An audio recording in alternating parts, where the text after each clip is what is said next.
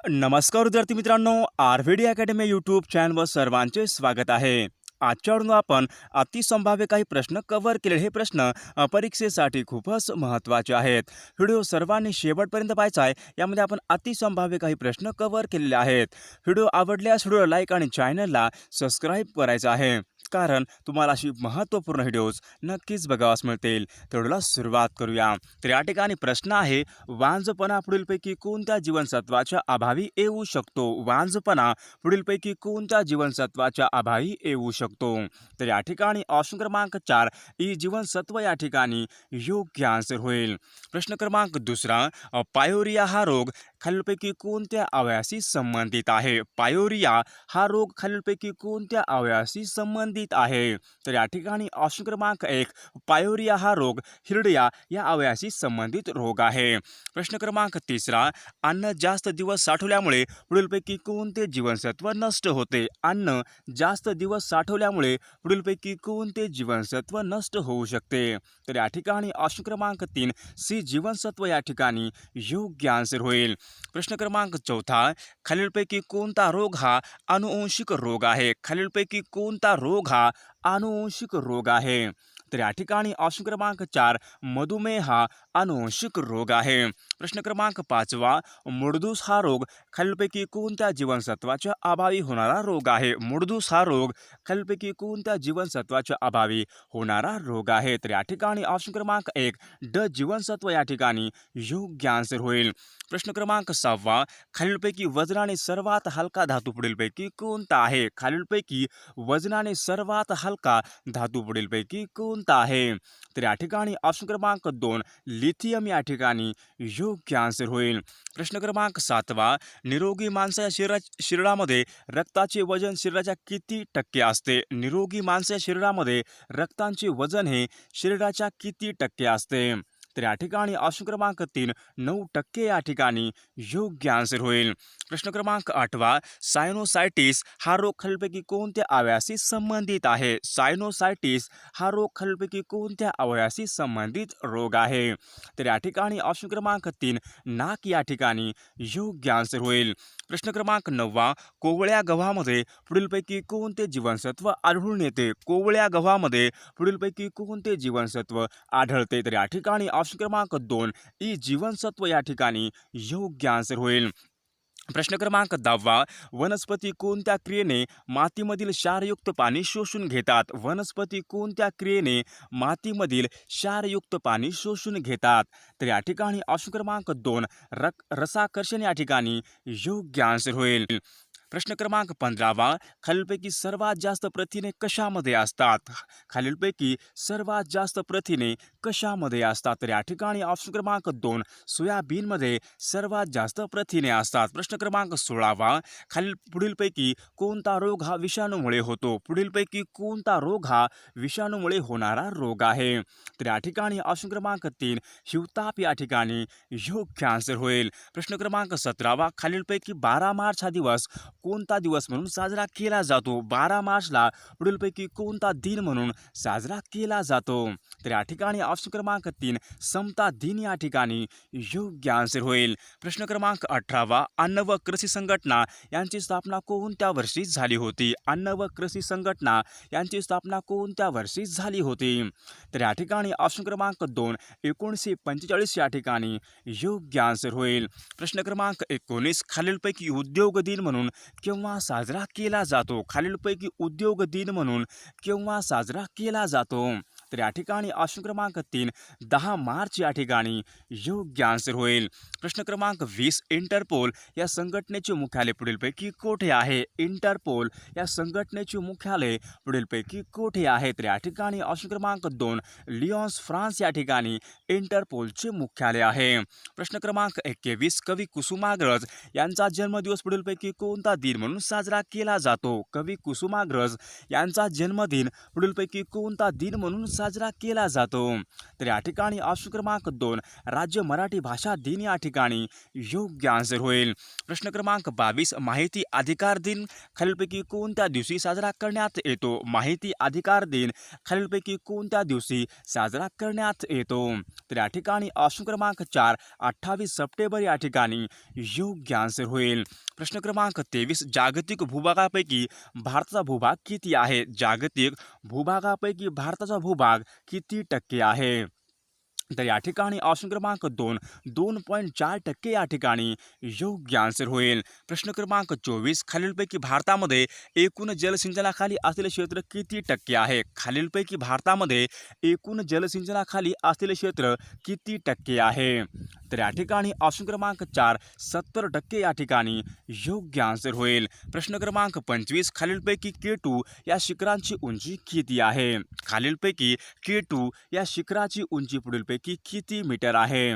तर या ठिकाणी ऑप्शन क्रमांक 4 8611 मीटर या ठिकाणी योग्य आन्सर होईल. प्रश्न क्रमांक 26 बेल मेटल हे संमिश्र कोणत्या धातूपासून तयार करण्यात येते? बेल मेटल हे संमिश्र पुढीलपैकी कोणत्या धातूच्या संमिश्रामधून बनलेले असते? Bell metal. तर या ठिकाणी ऑप्शन क्रमांक 3 तांबे प्लस कथिल या ठिकाणी योग्य आन्सर होईल.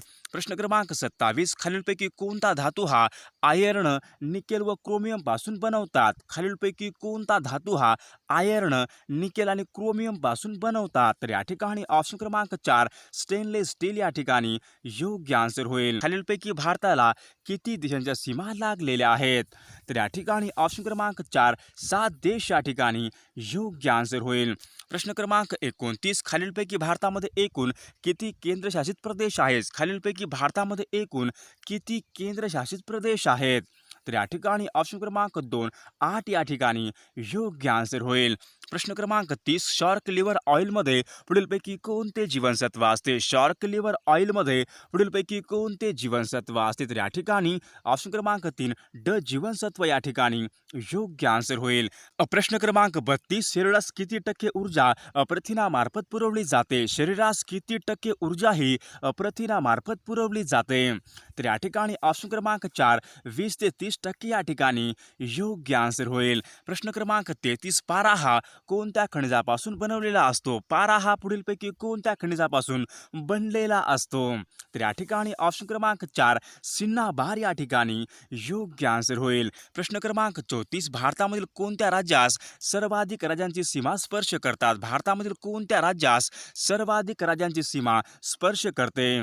तर या ठिकाणी ऑप्शन क्रमांक 2 उत्तर प्रदेश या ठिकाणी योग्य आन्सर होईल. प्रश्न क्रमांक 35 20 ऑगस्ट या दिवशी पुढीलपैकी कोणता दिन म्हणून साजरा करण्यात येतो? 20 ऑगस्टला पुढीलपैकी कोणता दिन म्हणून साजरा करण्यात येतो?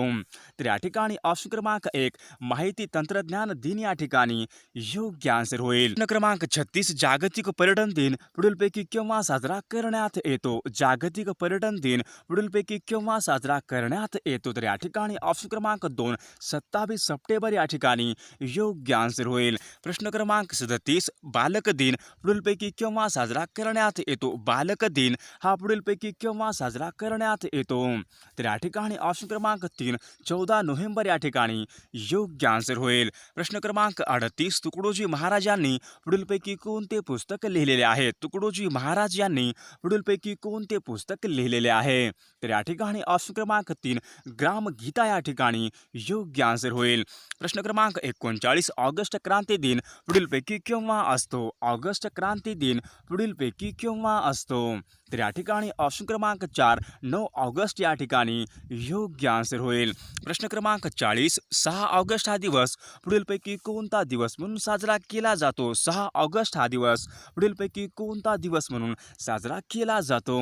तर या ठिकाणी ऑप्शन क्रमांक 1 हिरोशिमा दिन या ठिकाणी योग्य आन्सर होईल. प्रश्न क्रमांक 41 औद्योगिक सुरक्षा दिन म्हणून केव्हा साजरा करण्यात येतो? औद्योगिक सुरक्षा दिन हा पुढीलपैकी केव्हा साजरा करण्यात करण्यात येतो.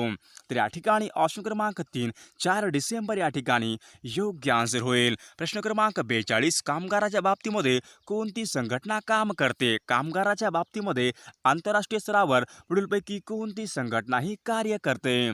तर या ठिकाणी ऑप्शन क्रमांक 2 ILO म्हणजेच इंटरनॅशनल लेबर ऑर्गनायझेशन या ठिकाणी योग्य आन्सर होईल. प्रश्न क्रमांक 43 के अत्रे यांनी कोणते पुस्तक लिहिलेले आहे? प्रल्हाद केशव अत्रे यांनी पुढीलपैकी कोणते पुस्तक लिहिलेले आहे? तर या ठिकाणी ऑप्शन क्रमांक 2 लग्नाची बेडी या ठिकाणी योग्य आन्सर होईल. प्रश्न क्रमांक 44 युनिसेफचे कार्यालय पुढीलपैकी कोठे आहे? युनिसेफचे कार्यालय पुढीलपैकी कोणत्या ठिकाणी आहे? तर या ठिकाणी ऑप्शन क्रमांक 4 ऑप्शन क्रमांक 3 न्यूयॉर्क या ठिकाणी युनिसेफचे कार्यालय आहे. प्रश्न क्रमांक 45 विशाखा हे पुस्तक पुढीलपैकी कोणी लिहिलेले आहे? विशाखा हे पुस्तक पुढीलपैकी कोणी लिहिलेले आहे? तर या ठिकाणी ऑप्शन क्रमांक 3 विवा शिरवाडकर यांनी विशाखा हे पुस्तक लिहिलेले आहे. प्रश्न क्रमांक 46 कोणते जीवनसत्व हे पाण्यामध्ये विरघळणारे आहे? पुढीलपैकी कोणते जीवनसत्व हे पाण्यामध्ये विरघळणारे आहे? तर या ठिकाणी ऑप्शन क्रमांक 2 क जीवनसत्व या ठिकाणी योग्य आन्सर होईल. प्रश्न क्रमांक 47 लेण्याद्री येथील कोणत्या विनायकाचे मंदिर आहे? लेण्याद्री येथे पुढीलपैकी कोणत्या विनायकांचे मंदिर आहे? तर या ठिकाणी ऑप्शन क्रमांक 1 श्री गिरिजात्मक या ठिकाणी योग्य आन्सर होईल. प्रश्न क्रमांक 48 महाराष्ट्रामध्ये सर्वाधिक सिंचन क्षेत्र असलेला जिल्हा पुढीलपैकी कोणता आहे? महाराष्ट्रामधला सर्वाधिक सिंचन क्षेत्र असलेला जिल्हा पुढीलपैकी कोणता आहे? तर या ठिकाणी ऑप्शन क्रमांक 4 अहमदनगर जिल्हा या ठिकाणी योग्य आन्सर होईल. प्रश्न क्रमांक 49 महाराष्ट्रामधील दर हजारी पुरुषामागे स्त्रियांचे प्रमाण जास्त असलेला जिल्हा पुढीलपैकी कोणता आहे? महाराष्ट्रामध्ये दर हजारी पुरुषामागे स्त्रियांचे प्रमाण जास्त असलेला जिल्हा पुढीलपैकी कोणता आहे?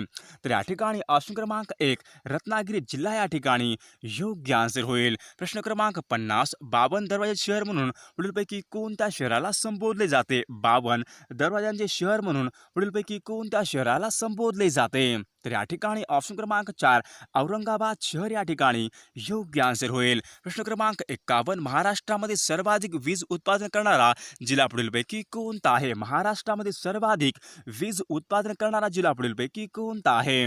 तर या ठिकाणी ऑप्शन क्रमांक 3 नागपूर या ठिकाणी योग्य आन्सर होईल. प्रश्न क्रमांक 52 राष्ट्रीय तंत्रज्ञान दिन पुढीलपैकी केव्हा साजरा केला जातो? राष्ट्रीय तंत्रज्ञान दिन पुढीलपैकी केव्हा साजरा केला जातो?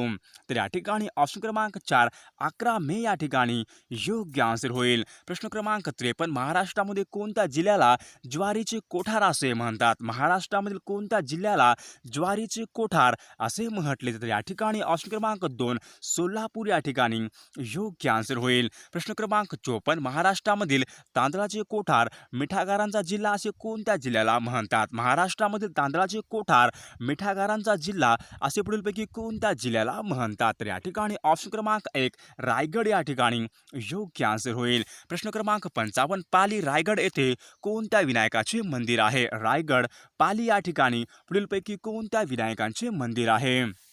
तर या ठिकाणी ऑप्शन क्रमांक 1 श्री बल्लाळेश्वर या ठिकाणी योग्य आन्सर होईल.